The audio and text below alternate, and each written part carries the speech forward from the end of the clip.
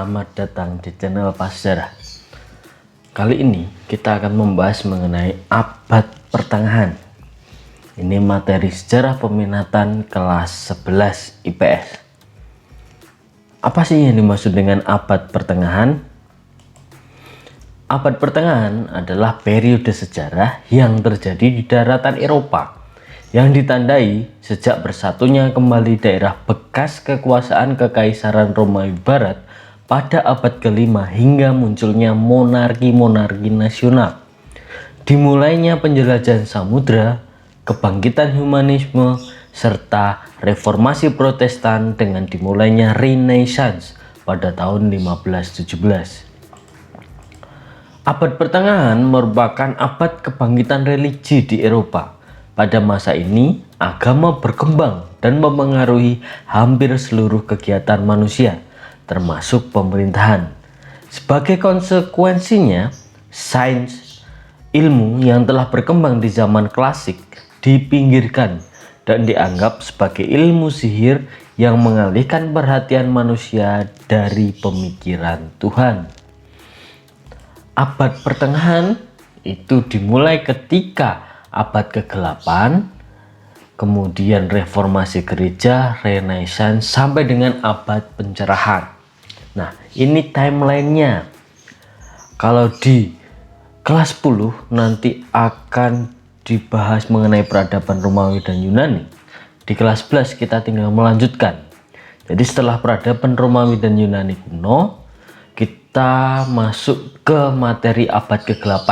Eropa itu berubah menjadi abad ke-8 atau disebut dengan The Dark Age. Kemudian setelah abad ke-8 nanti ada masa di mana terjadi reformasi gereja, perubahan yang terjadi di dalam gereja. Kemudian Renaissance, kelahiran kembali peradaban Romawi dan Yunani. Terakhir abad pencerahan atau disebut juga Aufklärung. Itu lebih modern. Nah, setelah itu menginspirasi adanya revolusi industri yang terjadi di Eropa. Nah, itu materi kita dalam video ini. Mudah bukan? Abad ke-8. Abad ke-8 merupakan sebuah zaman antara runtuhnya Kekaisaran Romawi sampai dengan Renaissance atau munculnya peradaban Yunani dan Romawi. Nah, dalam abad ke-8 ini, masyarakat Eropa mengalami kemunduran intelektual dan juga kemunduran ilmu pengetahuan. Makanya, dalam abad ini disebut sebagai abad ke-8.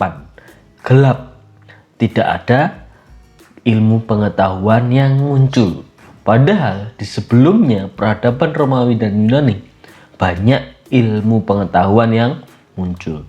Terus bagaimana masyarakatnya pada waktu itu? Masyarakatnya itu dipengaruhi oleh pemikiran-pemikiran gereja.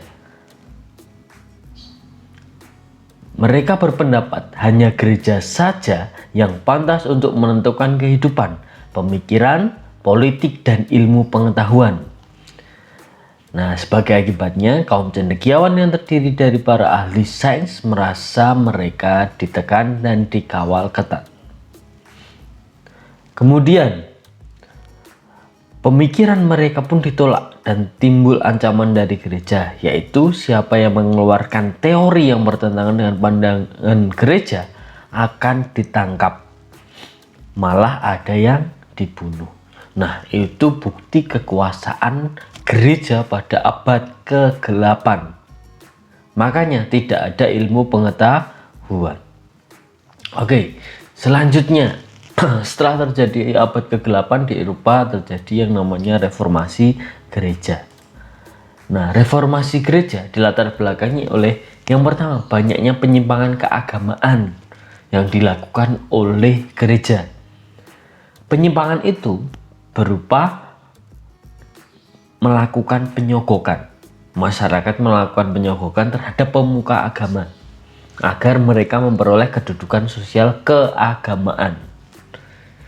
Kemudian Paus sebagai Bapak Suci berperilaku amoral yang menyangkut hubungannya dengan wanita. Nah, ini yang paling penting dari reformasi gereja, itu adalah penjualan surat pengampunan dosa atau indulgensia. Surat pengampunan dosa seharusnya tidak diperjualbelikan, tapi pada waktu itu oleh pemuka agama, tokoh agama, itu justru dijual belikan. Nah, ini penyimpangannya. Kemudian adanya penyimpangan terhadap sakramen suci atau situs pemujaan terhadap benda-benda keramat yang nantinya akan menimbulkan yang tidak masuk akal. Yang kedua, para pemuka gereja itu melakukan korupsi atas nama negara. Dengan apa? Menarik pajak-pajak yang seharusnya disetorkan kepada negara dipakai oleh gereja sendiri. Kemudian pajak-pajak itu memberatkan karena ambisi kaum bangsawan lokal. Kemudian yang keempat, kebangkitan nasionalisme di Eropa. Yang kelima, perkembangan kapitalisme dan krisis-krisis ekonomi di kawasan Imperium Roma. Tokoh reformasi gereja itu yang pertama ada Martin Luther. Martin Luther lahir di kota Eisleben, provinsi Saksoni, sekarang itu di wilayah Jerman. Martin Luther itu mengeluarkan 99 dalil untuk melawan penyimpangan yang dilakukan oleh pihak gereja. Nah, nantinya gerakan yang dilakukan oleh Martin Luther itu dinamakan Lutherisme. Nah, ini merupakan gambar tokoh dari Martin Luther. Oke, tokoh yang selanjutnya itu ada Johannes Calvin. Johannes Calvin lahir di Noyon, Prancis. Nah, Johannes Calvin sama seperti Martin Luther sama-sama menjadi tokoh yang menggerakkan reformasi gereja. Nah, kemudian Johannes Calvin menamai gerakannya bernama Calvinisme. Nah, ini merupakan gambar dari tokoh Johannes Calvin. Dampak reformasi gereja. Reformasi gereja menimbulkan yang namanya Western Christendom, sehingga munculnya negara-negara nasional kecil tanpa memiliki pusat kekuasaan atau gembala politik seperti lembaga kepausan Roma. Reformasi gereja juga mengakibatkan terbelahnya agama Kristen menjadi kelompok atau sekte-sekte kecil. Ada Lutherisme, Calvinisme, Anglikanisme di Inggris, Quakerisme, dan juga Katolikisme. Nah, jadi agama Kristen atau Katolik pada waktu itu terpecah menjadi aliran-aliran kecil. Oke, itu reformasi gereja. Sekarang kita sampai di Renaissance. Renaissance secara harfiah berarti kelahiran kembali. Apa yang lahir? Yaitu kebudayaan Yunani dan Romawi. Sebelumnya kebudayaan Romawi dan Yunani sudah ada, tapi hilang semasa abad ke-8. Nah, di situ siapa yang melahirkan kembali? Yaitu kaum humanis. Kaum humanis itu merupakan mereka yang bergiat dan tekun mengolah kembali dua kebudayaan klasik, yaitu kebudayaan Romawi dan juga kebudayaan Yunani. Nah, di masa Renaissance ini kaum humanis tersebut memandang kebudayaan klasik sebagai puncak peradaban barat. Tokoh-tokoh kaum humanis itu ada yang namanya Petrarca, Erasmus, Rabelais, Thomas More, Calvins ini. Kemudian gerakan Renaissance dan humanis merintis lahirnya yang namanya modernitas. Nah, karakteristik dari gerakan Renaissance dan humanis. Pada awalnya, kedua gerakan ini lebih bersifat budaya dalam bentuk karya sastra dan karya seni, tetapi berlanjut ke sosial politis. Kedua gerakan ini memberikan landasan kuat bagi lahirnya perubahan-perubahan radikal dan evolusioner dalam bidang politik, ekonomi, dan ilmu pengetahuan. Kaum humanis percaya bahwa kemampuan intelektual manusia dapat membuat perubahan sosial, politis, dan ekonomi. Itu karakteristik dari Renaissance dan humanis. Renaissance itu lahirnya di mana? Lahirnya itu di kota Florence. Florence itu di mana? Di Italia. Nah, saat itu Florence lahir di Italia, kemudian menyebar di Jerman serta negara Eropa yang lainnya.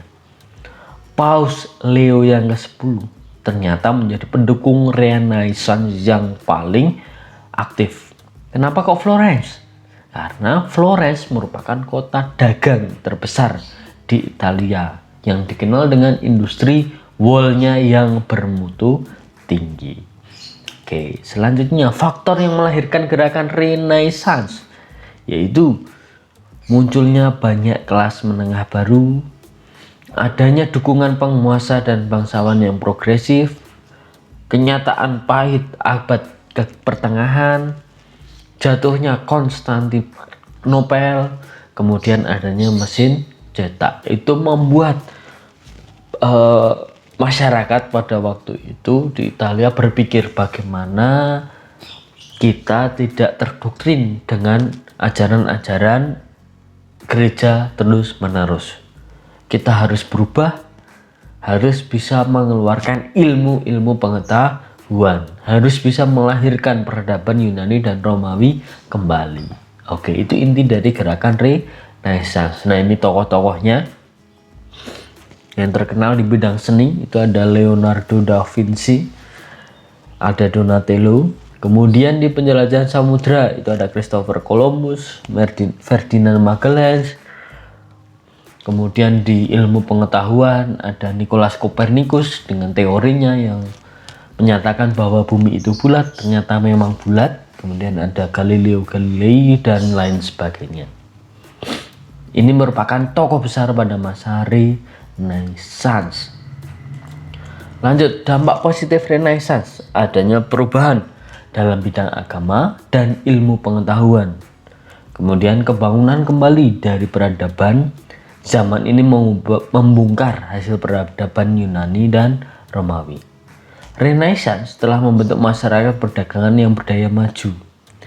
Tumbuhnya kebebasan, kemerdekaan, dan kemandirian individu. Selanjutnya, Renaissance telah melahirkan tokoh-tokoh perubahan di Eropa. Terakhir, mendorong pencarian daerah baru, sehingga berkorban era penjelajahan samudra. Nah, selain dampak positif, itu ada dampak negatif. Dampak negatif yang pertama, Eropa pada periode ini mendapat ancaman dari orang-orang Arab. Yang kedua, munculnya suatu isu yang disebut kontroversi ikonoklastik yang berisi bahwa apakah imaji-imaji tentang Tuhan, Kristus, dan Sang Perawan Maria serta orang-orang suci baik dalam bentuk gambar maupun patung boleh dipergunakan di dalam misa atau tidak. Yang ketiga, pada masa ini selain terjadi kebangunan kembali juga terjadi kebobrokan moral yang mengakibatkan terjadinya pelanggaran terhadap norma sehingga manusia mengalami krisis akhlak seperti mabuk-mabukan dan lain sebagainya. Nah, itu materi mengenai Renaissance. Setelah masa Renaissance, kita masuk ke yang lebih modern, dinamakan abad pencerahan. Apa sih abad pencerahan? Abad pencerahan adalah suatu periode dalam sejarah manusia yang ditandai dengan optimisme yang tinggi pada kemampuan rasio manusia untuk menciptakan kemajuan. Tuhan hanya menciptakan alam semesta dan isinya. Setelah itu, Tuhan tidak ikut campur tangan lagi. Nah, negara pelopor dari abad pencerahan ini ada negara Inggris dan juga negara Perancis. Oke, slogan. Nah, slogan dari abad pencerahan ini adalah Saper Out, yang artinya beranilah berpikir sendiri. Harus berani berpikir sendiri. Tidak boleh pemikirannya itu dikuasai oleh gereja. Tidak boleh dikuasai oleh orang lain. Harus bisa berpikir sendiri, berpikir mandiri. Kemudian ada kemajuan yang sangat pesat dari bidang iptek, ilmu pengetahuan dan teknologi, yang melahirkan ilmuwan-ilmuwan terkenal. Ada Francis Bacon yang mengatakan bahwa knowledge is power. Kekuatan adalah pengetahuan. Pengetahuan adalah kekuatan. Ada Thomas Hobbes, ada John Locke, ada Isaac Newton, dan juga ada J.J. Rousseau.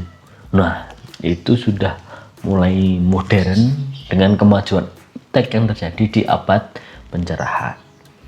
Nah, setelah abad pencerahan ini, nanti kalian itu akan menemukan masa di mana dunia itu tertuju pada revolusi perubahan besar yang terjadi di Inggris, namanya revolusi industri. Oleh karena itu, tetap berada di channel ini. Video selanjutnya kita akan membahas mengenai revolusi-revolusi besar di dunia, termasuk revolusi industri. Sekian dari saya, jangan lupa subscribe.